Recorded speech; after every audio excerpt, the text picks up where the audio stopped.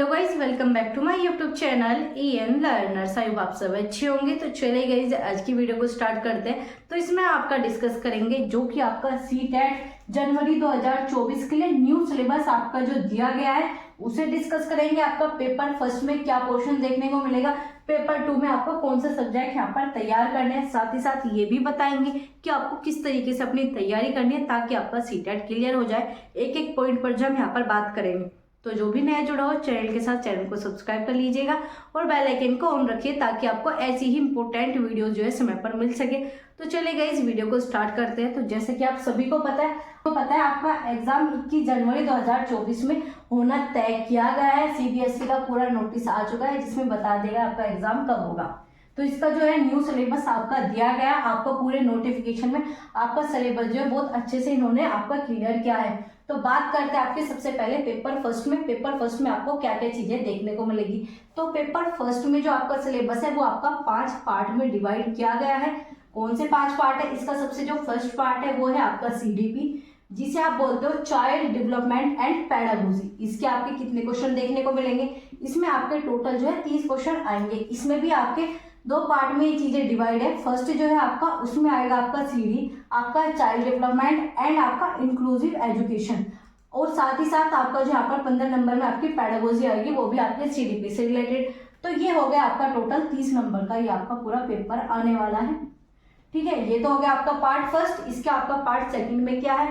Part second में आपकी language first में आपको क्या देखने को मिलेगा? ये भी आपका 30 नंबर में जो है डिवाइड है। इसमें आपका एक पोर्शन में तो आएगा 15 नंबर का पैसेज प्लस आपकी ग्रामर, और दूसरा जो है आपका यहाँ पर आएगी पेडागोजी, वो भी आपकी लैंग्वेज से रिलेटेड। तो ये हो गया आपका टोटल 30 नंबर का यहाँ पर पोर्शन।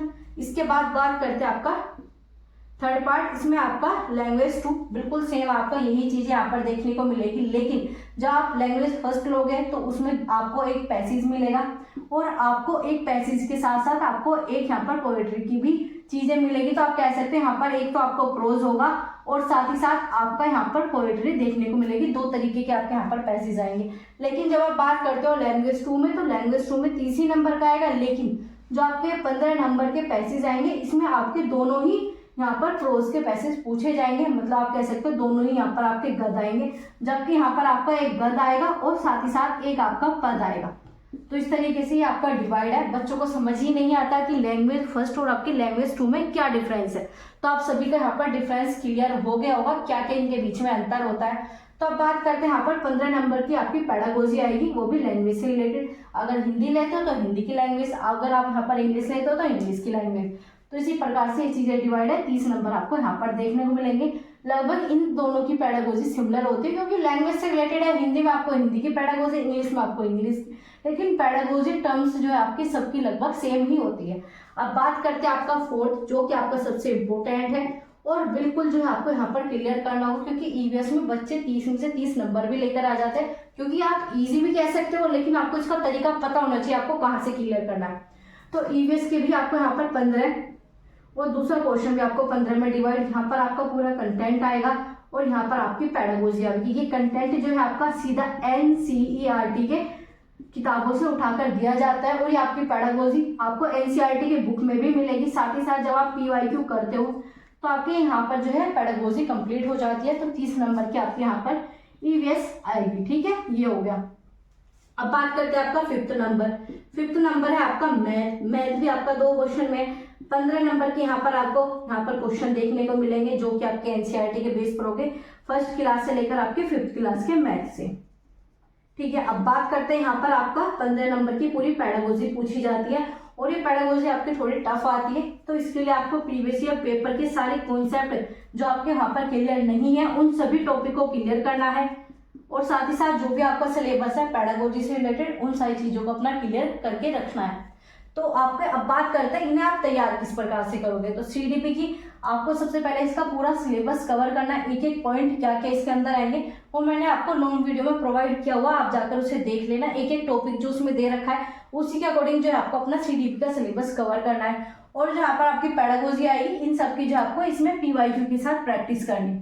जितने भी सेशन मिलेंगे उन सब में आपको प्रीवियस ईयर क्वेश्चन जरूर करने हैं। अब बात करते हैं लैंग्वेज फर्स्ट और लैंग्वेज 2 को आप एक साथ कर सकते हो। इन दोनों की सिर्फ आपको यहाँ पर PYQ लगाने हैं। ज़्यादा से ज़्यादा आपके 2011 से लेकर आपको यहाँ पर 2023 के प्रीवियस ईयर पेपर मैं ही आपको करा दूंगी, तो आपके प्रीवियस ईयर पेपर तो यहाँ से हो जाएंगे। लेकिन फिर भी आपको इनके मॉक टेस्ट लगाने हैं, प्रीवियस ईयर क्वेश्चन करने हैं। बच्चे क्या करेंगे, पैसेज की कभी प्रैक्टिस नहीं करते। बेशक आपके पैसेज इजी आते हो, लेकिन अगर आप इनकी प्रैक्टिस नहीं करोगे तो आपका टाइम एग्जाम में ज़्यादा लिया जाएगा, और इसी के कारण जो आपके बाकी क्वेश्चन रह जाते हैं और आपका सीटेट क्लियर होने से रुक जाता है। तो आपको ये गलती नहीं करनी। पैसेज का यहाँ पर आपका बहुत बड़ा खेल है, क्योंकि 30 नंबर के आपके यहाँ पर पैसेज आएंगे। पैसेज के साथ आपकी थोड़ी बहुत ग्रामर पूछ ली जाएगी, वो तो आपके पैसेज से ही रिलेटेड होगी। आपको यहाँ पर कोई अलग क्वेश्चन ग्रामर के नहीं बनते, जो आपका पैसेज दे रखा है उसी से पूछ लिया जाएगा। 2-4 क्वेश्चन आपके ग्रामर के, ज़्यादा क्वेश्चन नहीं आते। तो आपको ग्रामर नहीं पढ़नी, लेकिन आपको यहाँ पर पैसेज की प्रैक्टिस करनी है। आपके 15 नंबर यहाँ पर देखने को मिलेंगे, 15 नंबर यहाँ पर, तो 30 नंबर के आपके पैसेज आते हैं। तो इनकी जितनी ज़्यादा प्रैक्टिस करोगे उतने आपके 30 में से 30 आपको मिल जाएंगे। रही बात पेडागोजी की, तो इनकी भी आपको प्रैक्टिस करनी है, वही प्रीवियस ईयर क्वेश्चन से। और जो कॉन्सेप्ट नहीं आते उनके नोट्स बनाइए और उन्हें अपना क्लियर कीजिए। आपके सारे कॉन्सेप्ट क्लियर होने चाहिए। अगर आप प्रीवियस ईयर क्वेश्चन लगा रहे हो तो उसमें आपको चारों ऑप्शन का पता होना चाहिए, कि मुझे पता है इसका मीनिंग क्या है, इसका मीनिंग क्या है, इसका मीनिंग क्या है, इसका मीनिंग क्या है। तो उन्हें चारों का ही आपको आंसर वहाँ पर पता होना चाहिए। एक एक चीज़ें आपकी वहाँ पर क्लियर होनी चाहिए। अब बात करते हैं ईवीएस। ईवीएस के लिए आपको कुछ नहीं करना, एनसीईआरटी पढ़नी। एनसीईआरटी की क्लासेस मैंने यहाँ करा दी है, तो आप जाकर उन्हें देख लेना। साथ ही साथ जो भी आपके चैप्टर है ईवीएस में, सीटेट के सिलेबस में, उनकी भी क्लासेस आपकी स्टार्ट करा दी जाएगी। तो आपको वो सब क्लासेस करनी है। एक एक चैप्टर के जो भी इंपॉर्टेंट पॉइंट बनते हैं वो सारे ही आपके साथ डिस्कस किए जाएंगे। तो आपकी ईवीएस यहाँ पर क्लियर हो जाएगी। और इन 15 नंबर के लिए आपको यहाँ पर क्वेश्चन करने हैं, और साथ ही साथ जो आपके 15 नंबर की यहाँ पर पेडागोजी आएगी, ये मैंने आपकी एनसीईआरटी की बुक में आपकी दी गई है, तो उन्हें भी हम साथ में लेकर चल रहे हैं उन चैप्टरों में। तो आपकी ये भी वहाँ पर क्लियर हो जाएगी। अब बात करते हैं मैथ की। मैथ के जो आपके 15 क्वेश्चन आएंगे, इनकी सिर्फ आपको प्रैक्टिस करनी है, इसका सिलेबस नहीं करना। बच्चे क्या करेंगे, मैथ का सिलेबस करने में लग जाएंगे, तो आपको सिलेबस नहीं करना, सिर्फ यहाँ पर आपको अपनी प्रैक्टिस करनी है। अब बात करते हैं पेडागोजी। पेडागोजी का मैंने बता दिया, प्रीवियस ईयर क्वेश्चन कीजिए, साथ ही साथ अपने टॉपिक क्लियर कीजिए, और जो भी आपके पेडागोजी का सिलेबस है उसे कवर कर लीजिए। लेकिन इन क्वेश्चन का आपको सिलेबस नहीं करना, क्योंकि 1 से लेकर 5वीं तक का मैथ आएगा। बच्चे इसमें से 15 में से 15 ठीक कर लेते हैं। जिन्होंने कभी भी कंपटीशन की तैयारी किया या जिनका मैथ थोड़ा बहुत भी अच्छा है, वो 15 के 15 क्वेश्चन यहाँ पर निकाल लेते हैं। तो बहुत ही इजी क्वेश्चन पूछे जाते हैं। अगर आपका मैथ वीक है तो प्रैक्टिस कीजिए, आराम से क्वेश्चन आपके हो जाएंगे। प्रीवियस ईयर क्वेश्चन को बहुत अच्छे से कीजिए। तो ये तो बात थी आपकी पेपर फर्स्ट की। पेपर फर्स्ट में क्या चीजें आपको देखने को मिलेंगी और किस प्रकार से जो है आपको तैयारी करनी है। इसी तरीके से अगर आप सीटेट की तैयारी करते हो तो सीटेट आपका निकल जाएगा। आपका ज्यादा टफ एग्जाम नहीं होता, लेकिन इस बार का एग्जाम आपका दिया गया था। लेकिन अब बात करते हैं आपकी पेपर 2, जो कि इस बार का सबसे ज्यादा इंपॉर्टेंट रहने वाला है, क्योंकि बीएड वाले फोकस फर्स्ट पेपर पर ना कर पेपर 2 पर करिए। सीधा बता दिया है, प्राइमरी में अप्लाई नहीं कर सकते तो सीटेट का भी आप क्या करोगे। तो सीधा का सीधा पेपर 2 अपना क्लियर कीजिए। पेपर 2 में आपके यहाँ पर 4 क्वेश्चन देखने को मिलते हैं। यहाँ पर कितने देखने को मिले थे आपके 5, लेकिन यहाँ पर आपको 4 क्वेश्चन देखने को मिलेंगे। कौन से क्वेश्चन देखने को मिलेंगे वो डिस्कस करते हैं। तो यहाँ पर है आपका सबसे फर्स्ट, वो है आपका सीडीपी। ठीक है, सीडीपी के लिए क्या करना है, जो चीजें मैंने आपको यहाँ पर बताई वो ही आपको करनी है। और सीडीपी की आपकी क्लासेस स्टार्ट करा दी जाएगी, तो वो भी क्लासेस आपके लिए हेल्पफुल रहने वाली है।